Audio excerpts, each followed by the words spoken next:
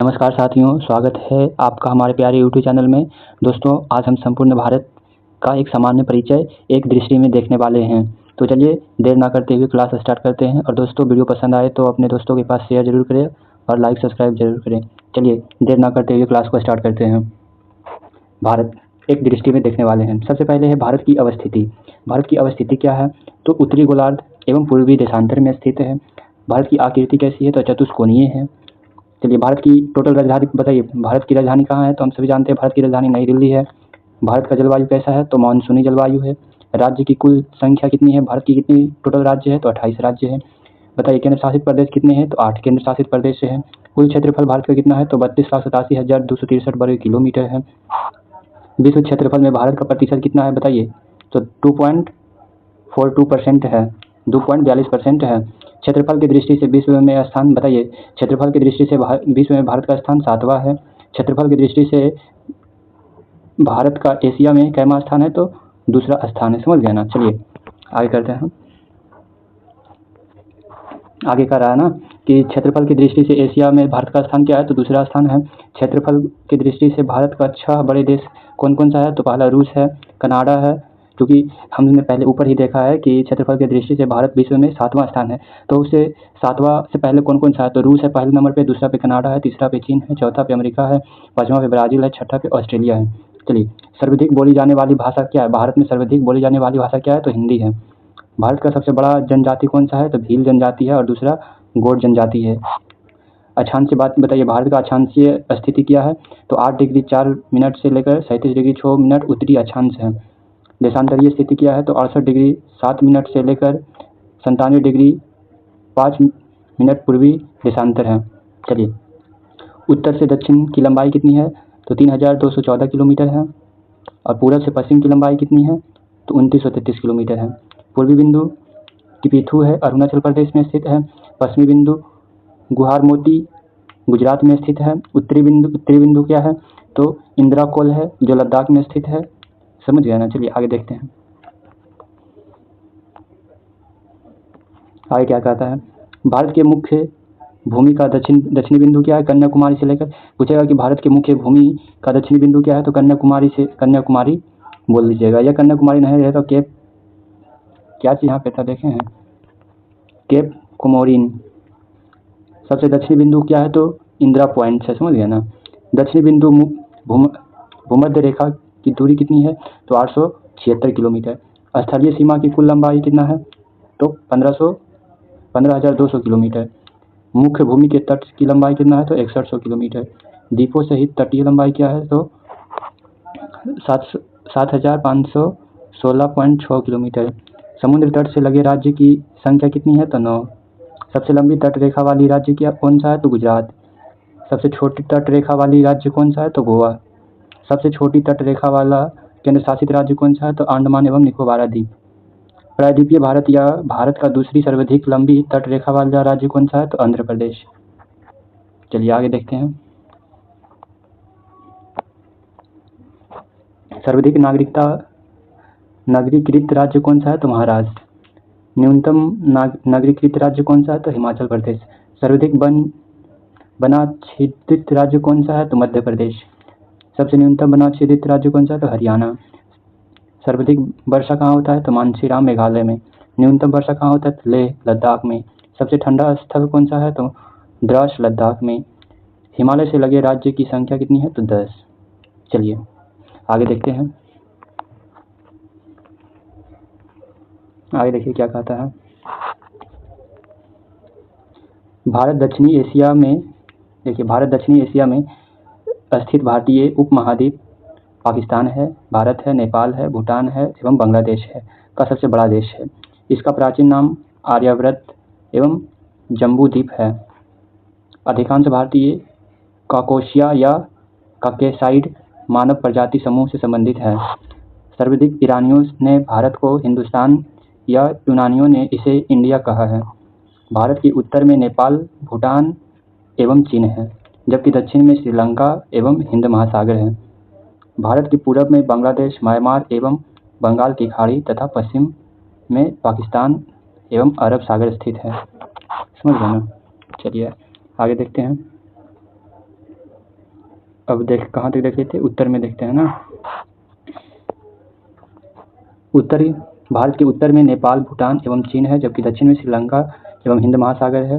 भारत के पूर्व में बांग्लादेश, म्यांमार एवं बंगाल की खाड़ी तथा पश्चिम में पाकिस्तान एवं अरब सागर है। समझ गया ना। भारत एकमात्र ऐसा देश है जिसके नाम पर किसी महासागर यानी कि हिंद महासागर का नामकरण किया गया है। समझ गया। नाम उसी के नाम पर भारत एकमात्र ऐसा देश है जिसके नाम पर एक महासागर का नाम है, जिसे हिंद महासागर कहा जाता है। समझ गया ना। हिंदुस्तान जो नाम है वही हिंद जो शब्द है हिंदुस्तान से ही आया है ना। तो हिंद महासागर का अन्य रत्नाकर को शांत क्षेत्र एवं 7 समुद्र की कुंजी कहा जाता है।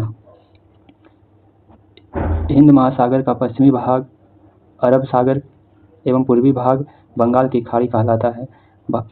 चलिए आगे देखते हैं।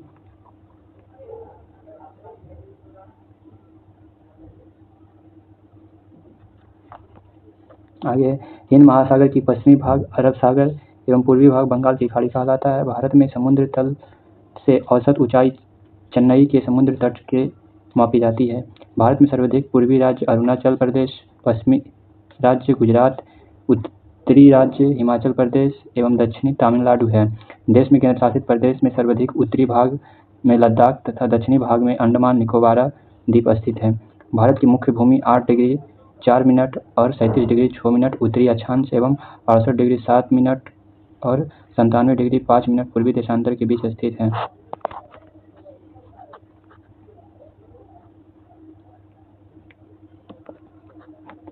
संपूर्ण भारत के अक्षांशीय विस्तार 6 डिग्री 4 मिनट से, यहाँ तो हो गया था ना। अक्षांशीय देशांतरीय विस्तार 30 डिग्री का अंतर है। पूछेगा कि अक्षांशीय देशांतरीय विस्तार कितना डिग्री का अंतर है, 30 डिग्री का। कर्क रेखा 23 डिग्री उत्तरी अक्षांश भारतीय भूभाग के 2 बराबर भागों में बांटती है। कर्क रेखा 8 राज्यों से होकर गुजरती है। गुजरात, राजस्थान, मध्य प्रदेश, छत्तीसगढ़, झारखंड, पश्चिम बंगाल, त्रिपुरा एवं मिजोरम से होकर गुजरती है। कर्क रेखा का सर्वाधिक भाग मध्य प्रदेश से तथा न्यूनतम भाग राजस्थान से होकर गुजरती है। भारत का सबसे दक्षिणी बिंदु इंदिरा पॉइंट कहलाता है, जो अंडमान निकोबार द्वीप समूह के ग्रेट निकोबार में 6 डिग्री 4 मिनट उत्तरी अक्षांश पर स्थित है।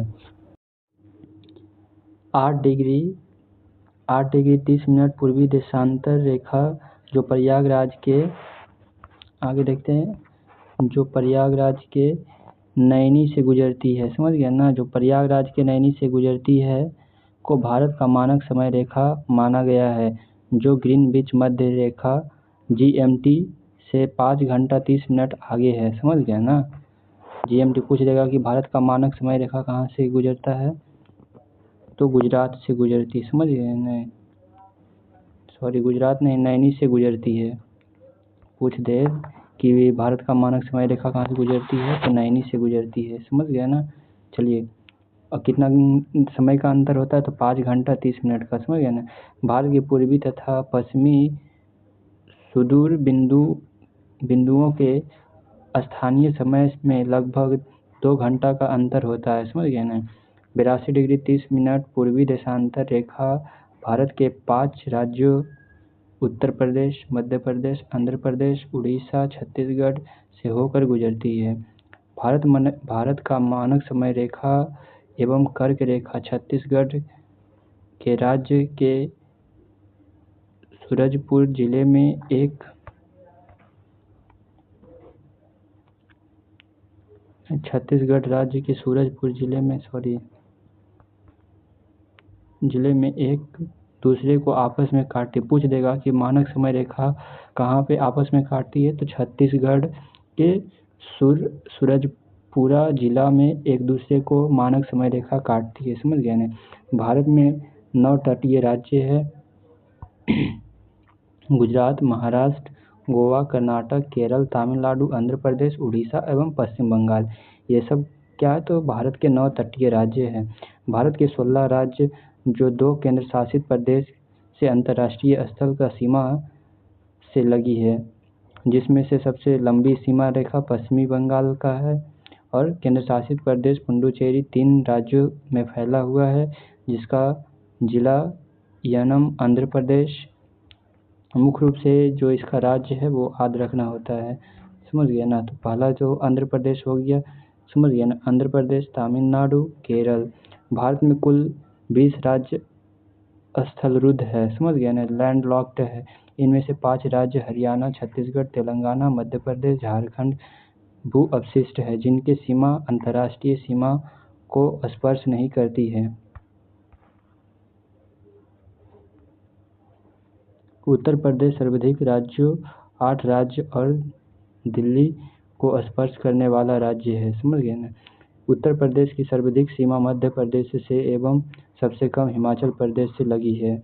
भारत में प्रादेशिक जल सीमा तट से 12 समुद्री मील है, जिस पर भारत का अधिकार है।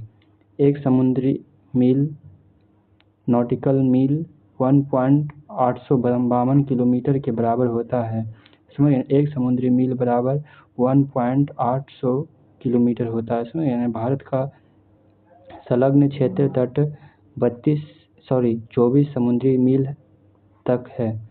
पूछेगा कि भारत का संलग्न क्षेत्र कितने तट है, तो 24 समुद्री मील तक है, समझ गए ना, जिस पर भारत का सीमा शुल्क वसूली एवं वित्तीय अधिकार प्राप्त किया जाता है।